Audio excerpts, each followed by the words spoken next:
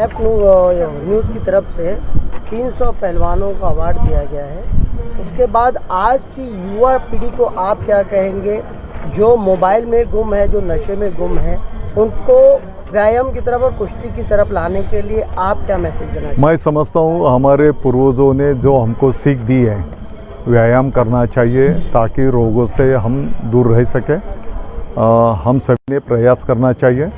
आने वाले दिनों में व्यायाम को ज़्यादा से ज़्यादा कैसे बढ़ावा दिया जा सकता है, इसकी कोशिश सरकार की तरफ से की जा रही है।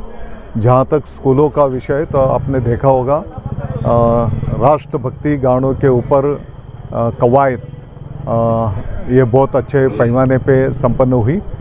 कवायद तो वैसे पहले भी थी, लेकिन बीच में कुछ साल कवायद बंद थी, उसको फिर से शुरू किया गया। और आपने देखा होगा 26 जनवरी भारतीय प्रजासत्ताक दिन के शुभ अवसर पर पूरे महाराष्ट्र से 2 करोड़ से ज़्यादा विद्यार्थियों ने कवायद सादर करके एक विश्व विक्रम निर्माण किया है। मैं समझता हूँ जो मोबाइल में बचपन से अभी आने वाली हमारी पीढ़ी जो जा रही है, उससे अगर हमको निकालना चाहिए तो स्पोर्ट्स के ऊपर हमको ध्यान देना पड़ेगा। आने वाले दिनों में जो शिक्षक भर्ती होगी वहाँ पर भी कला और क्रीड़ा को प्राधान्य दिया जाने वाला है। और जो ग्राउंड पे खेलने वाले अच्छे क्रीड़ा में जिन्होंने नैपुण्य सादर किया है, आपने महाराष्ट्र का, भारत का नाम रोशन किया है, ऐसे भी क्रीडापटुओं को वहाँ पर संधी मिलने वाली है। 100 कुस्तीपटूंना पुरस्काराचा वितरण कार्यक्रम आपल्या सर्वांच्या उपस्थितीमध्ये संपन्न होतो आहे। या कार्यक्रमाप्रसंगी उपस्थित ज्यांनी जवळपास आपलं संपूर्ण जीवन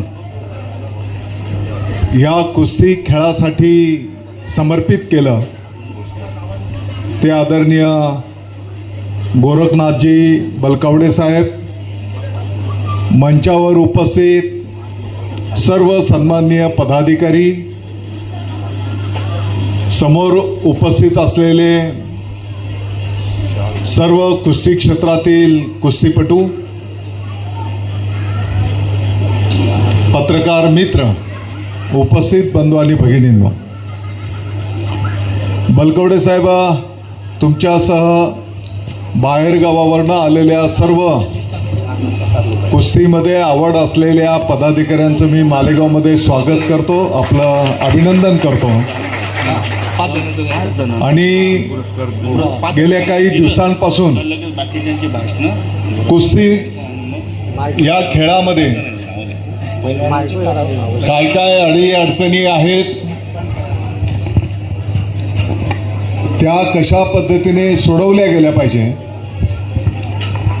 या संदर्भामध्ये तुम्ही जे प्रयत्न करता आहेत, मला वाटतं की ह्या संपूर्ण टीमचं आपण टाळ्या वाजवून अभिनंदन केलं पाहिजे। बलकवडेजी, मी आपल्याला आश्वस्त करू इच्छितो, येणाऱ्या काळामध्ये आपल्या या क्षेत्रातल्या अडीअडचणीच्या संदर्भामध्ये ज्या काही सूचना असतील, त्या सूचना मग राज्य शासन असेल, क्रीडा विभाग असेल, माननीय मुख्यमंत्री महोदय असतील, माननीय उपमुख्यमंत्री महोदय असतील, यांच्यापर्यंत पोहोचवण्याचं काम तुमचा एक भाऊ या नात्याने मी स्वतः करीन। अगदी माननीय मुख्यमंत्री महोदय, माननीय उपमुख्यमंत्री महोदयांकडे या संदर्भातली बैठक लावण्याचा जरी विषय असेल तरी मी स्वतः विनंती करून निश्चितपणे त्या पद्धतीचं बैठकीचीही विनंती आपल्या सर्वांच्या वतीने मी निश्चितपणे करीन। ज्या कुस्तीपटूंनी अगदी लहानपणापासून, जसं आता प्रमोद पाटील सांगत होते, या लाल मातीमध्ये घाम गाळण्याचं काम केलं, काही खेळाडू तर अतिशय गरीब कुटुंबातले आहेत. अतिशय प्रतिकूल परिस्थितीमध्ये ते या कुस्तीसाठी सेवा करतायत, मेहनत करतायत, घाम गाळतायत. आणि म्हणून आपलं गवळी विजू कुठे गेला? विजूभाऊ या कुस्तीच्यासाठी जे जे काही करावं लागेल आपल्या मालेगाव पातळीवर ते आपण सर्वजण मिळून येणाऱ्या काळामध्ये निश्चितपणे करू. बलकवडे साहेब, पाठीमागच्या काळामध्ये खरं म्हणजे कुस्तीच्या संदर्भामध्ये त्यातल्या त्यात संपूर्ण शहरामध्ये अगदी पॉकेट वाईज अनेक आमचे खेळाडू आहेत, कुस्तीपटू आहेत. मला वाटतं संघटना पण 2-4 आहेत. जसं आता तुम्ही बोलले की सर्व संघटना एकत्रित करण्याचंही चांगलं काम तुम्ही त्या ठिकाणी करता आहेत. मला वाटतं की पाठीमागच्या काळामध्ये कॅम्पमध्ये एक मोठा आखाडा, त्याच्यासाठी 1 कोटी रुपयाचा निधी आपण मंजूर केला होता. हा, आपल्या तालीमसाठी पण 50 लाख रुपये त्या ठिकाणी त्याचं काम चालू आहे, प्रगतीपथावर आहे. मी पर्टिक्युलर कुस्तीच्या संदर्भामध्ये, परंतु दुर्दैवाने कॅम्प परिसराच्यासाठी जे काही आपण एक आखाडा आणि मॅटवरच्या कुस्तींची व्यवस्था झाली पाहिजे असं अपेक्षित असताना दुर्दैवाने त्या पद्धतीचा प्रकल्प आपल्या नामपूर रस्त्याच्यापासून मध्ये जो एक 1.5-2 एकरचा ओपन स्पेस आहे त्या ठिकाणी करण्याचा प्रयत्न केला होता, परंतु दुर्दैवाने ते होऊ शकलं नाही. परंतु मालेगावमध्ये मी आपल्या प्रभाग सभापती साहेबांना पण बोललेलो आहे की तुम्ही एक चांगली या कुस्तीपटूंच्या दृष्टिकोनातनं एक चांगली जागेची गवळी साहेब, विजूभाऊ तुम्ही निवड करा आणि त्या ठिकाणी या कुस्तीच्या संदर्भातल्या ज्या ज्या काही सुविधा लागतील त्या सुविधांच्यासाठी निधी उपलब्ध करून दिला जाईल, हे मी अतिशय नम्रतेने या ठिकाणी सांगू इच्छितो. आता आपण पाहतो की लहानपणापासूनच लहान बाळ जे असतील, लहानपणापासूनच ते मोबाईलमध्ये जात आहेत. अगदी वृद्धांपर्यंत पण मोबाईलमध्येच आहेत, तरुण पण आहेत. आणि म्हणून या मोबाईलमधनं हे बाहेर पडले पाहिजेत. शारीरिक व्यायाम कमी झाला आणि म्हणून एक सुदृढ नागरिक घडवण्याचं काम हे सर्व कुस्तीपटू तुम्ही जे करताय, मला वाटतं की शासनाची पण जबाबदारी आहे की तुमच्या या चांगल्या संकल्पनांना पुढे नेलं पाहिजे. आणि म्हणून काही मुद्दे कदाचित राज्य पातळीवरचे असतील, काही आपल्या जिल्हा पातळीवरचे असतील, काही कदाचित देश पातळीवरचे असतील. जसं तुम्ही आता त्या स्टेरॉइडच्या संदर्भात जे काही बोलत होतो तो देश पातळीवर आपल्याला न्यावा लागेल.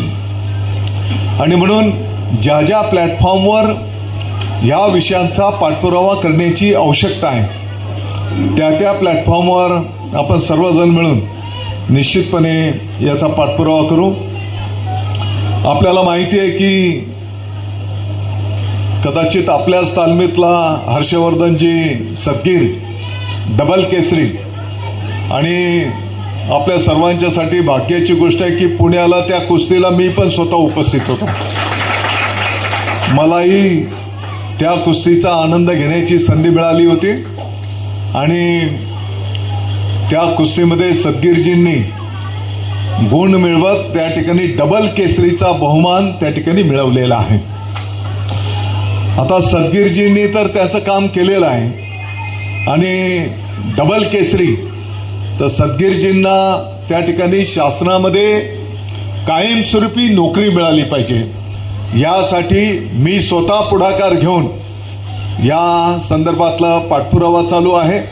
आणि मला विश्वास आहे की येणाऱ्या काही दिवसांमध्ये हर्षवर्धनला, आणि आमचा प्रयत्न चालू आहे की त्यातल्या त्यात नाशिक महानगरपालिकेमध्ये हर्षवर्धन सदगीरजींना कायमस्वरूपी नोकरी आणि माझा मानस आहे की ती पण क्रीडा क्षेत्रात मिळाली पाहिजे, की जेणेकरून इतरही खेळाडू त्यांच्या मार्गदर्शनाखाली त्या ठिकाणी निर्माण होऊ शकतील.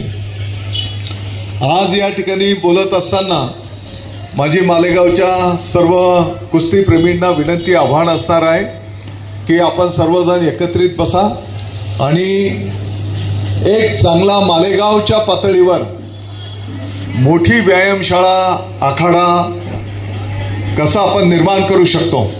मॅटवरचंही प्रावधान तिकडं असलं पाहिजे, कारण आता येणाऱ्या काळामध्ये ज्या पद्धतीने कुस्तीमध्ये पण बदल होत आहेत त्याही स्पर्धेमध्ये आपल्याला राहावं लागणार आहे. आणि म्हणून याचा एक आराखडा तयार करून भोसले साहेबांनाच मी विनंती करणार आहे. अरुणजी, तुम्ही सर्व या लोकांना सोबत घेत एक चांगला मोठा आखाडा कसा आपल्याला तयार करता येईल. बलकवडे साहेबांची व्यायामशाळा एकदा बघायला मी गेलो होतो, परंतु आता तर त्यामध्ये आणखी काही वर्ष झाले त्यामध्ये आणखी खूप चांगले बदल करून त्यांनी अतिशय भव्य दिव्य अशी व्यायामशाळा त्या ठिकाणी उभी केलेली आहे. आणि म्हणून आपल्या मालेगावमध्ये सुद्धा अशी चांगली आखाडा आणि बाकीच्या सर्व साहित्यांयुक्त अगदी लहान मुलांच्या पासून तर जे जे काही कुस्तीपटू असतील त्यांच्या दृष्टिकोनातून जी काही आपल्याला सुविधा लागेल त्याचा तुम्ही कार्यक्रम तयार करा, जागा निश्चित करा. आता भरपूर जागा पण आपण शासनाची मिळवलेली आहे आणि म्हणून त्या दृष्टिकोनातून तुम्ही त्याच्यासाठी जो काही निधी लागेल तो निधी मिळवून देण्याची माझी जबाबदारी असेल. येणाऱ्या काळामध्ये नामपूर रस्त्याला जे काही आपलं काष्टीला छत्रपती शिवाजी महाराज कृषी विज्ञान संकुल आहे त्या संकुलामध्ये एक 10-15 एकर जागेमध्ये एक छान स्टेडियम पण आपण प्रस्तावित करतो आहोत, की ज्या स्टेडियममध्ये सर्व सुविधा आपल्याला कशा देता येतील. मला वाटतं की अजंदे बाबाच्या त्या चौकाच्या एका बाजूला ती जागा क्रीडासाठीच राखीव असल्यामुळे त्याही ठिकाणी क्रीडाच्या सुविधा आपण निर्माण करतो आहोत. आणि रावळगाव नाक्यावरची मालेगाव महानगरपालिकेची जी शाळा होती आता बंद आहे, त्या शाळेच्या जागेमध्ये सुद्धा आपण त्या ठिकाणी क्रीडाच्या संदर्भातल्या काही सुविधा निर्माण करायला घेतो आहोत. हे सर्व असताना माझी आपल्याला विनंती आहे की ज्या पद्धतीने माननीय बाळासाहेब ठाकरे तालुका क्रीडा संकुल आपला आहे, हजारोच्या संख्येने अगदी जॉगिंग ट्रॅकच्या पासून तर सर्व खेळांचा आनंद ज्या पद्धतीने विद्यार्थी घेत आहेत, अनेक मुलं घेत आहेत, मुली घेत आहेत, तर दाभाडीच्या बॉर्डरवर आपण भगवान वीर एकलव्य स्टेडियम छोटंसं स्टेडियम बांधलेलं आहे.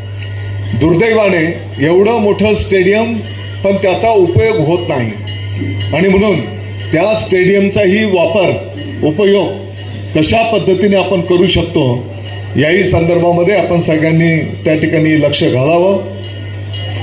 जिथपर्यंत आता आपल्या मालेगाववर शालेय शिक्षण विभागाची जबाबदारी आहे, सर आपल्या माहितीकरता येणाऱ्या शिक्षक भरतीमध्ये क्रीडा आणि कला शिक्षकांची विशेष भरती आपण करतो आहोत, की जेणेकरून मोबाईलमधनं जसं मी बोललो की हे विद्यार्थी बाहेर पडले पाहिजे, थोडं मातीकडे गेले पाहिजेत, त्यांनी व्यायाम केला पाहिजे, त्या माध्यमातून एक शिस्त मिळेल आणि आजारांच्या पासून पण व्यायामामुळे ते सर्वजण दूर राहू शकतील. आणि म्हणून कला आणि क्रीडा या दोन्ही क्षेत्रांच्यासाठी खास प्रावधान ठेवून आता येणाऱ्या काळामध्ये शिक्षक भरती होणार आहे. आणि ही शिक्षक भरती करत असताना नुसता BPEd झालेलाच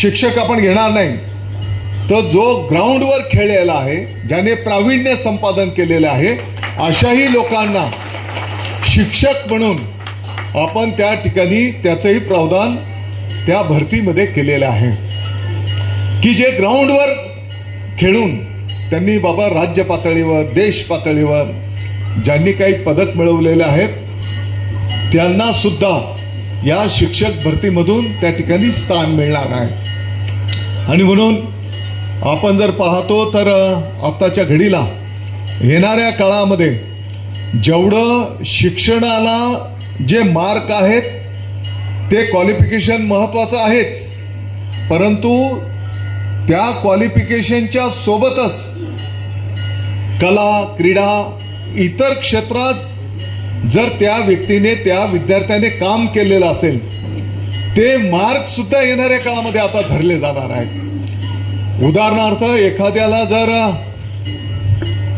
78% मार्क आहेत, एखाद्याला 80% मार्क आहेत, 80% वाल्याने जर इतर क्षेत्रात काही काम केलेलं नसेल, 78% वाल्याने जर कला क्रीडामध्ये काही प्रावीण्य मिळवलेलं असेल तर कदाचित 78% वाल्याचं ऍडमिशन होईल, 80% वाला पाठीमागे पडणार आहे। आणि म्हणून मला वाटतं की ज्या ज्या विद्यार्थ्यांना ज्या क्षेत्रामध्ये आवड आहे त्या क्षेत्रामध्ये आता तुम्हाला संधी उपलब्ध होणार आहेत। आणि म्हणून या सर्व गोष्टींचं आपण त्या ठिकाणी लाभ घ्यावा, आनंद घ्यावा, एवढीच विनंती या कार्यक्रमाच्या निमित्ताने करतो। माननीय भोसले साहेबांचं मी आभार व्यक्त करतो की नुसतं व्यवसाय म्हणून नाही तर या मातीचं आम्ही काही देणं लागतो। ही जी परंपरा त्यांच्या वडिलांच्या पासूनची आहे ती परंपरा पुढे सुरू ठेवण्याचं काम माननीय भोसलेजींनी या ठिकाणी कंटिन्यू सुरू ठेवलेलं आहे। आणि म्हणून सर्व मालेगाव वासियांच्या वतीने मी तुमचा आभार व्यक्त करतो, तुमचं अभिनंदन करतो। मला पुढे आणखी 1-2 कार्यक्रमांना जायचं असल्यामुळे सर्व पाहुण्यांची परवानगी घेत परत एकदा आपलं सगळ्यांचं मी स्वागत करतो, आपला आभार व्यक्त करतो। आणि आपल्या ज्या काही सूचना असतील अडीअडचणी किंवा पुढे पाठपुरावा करणं, एक आपल्या लेटर पॅडवर जर त्या लिहून दिल्या तर त्याचा पाठपुरावा करणं वेळ प्रसंगी अगदी क्रीडा मंत्री महोदयांच्यापासून उपमुख्यमंत्री महोदयांच्यापासून तर मुख्यमंत्री महोदयांच्यापर्यंत तुम्हाला घेऊन जाणं, तुमच्या विषयी त्यांच्या समोर ठेवणं, ही सर्व कामं करण्याची एक तुमचा भाऊ म्हणून मी स्वतः जबाबदारी स्वीकारेन, एवढंच मी या निमित्ताने सांगतो।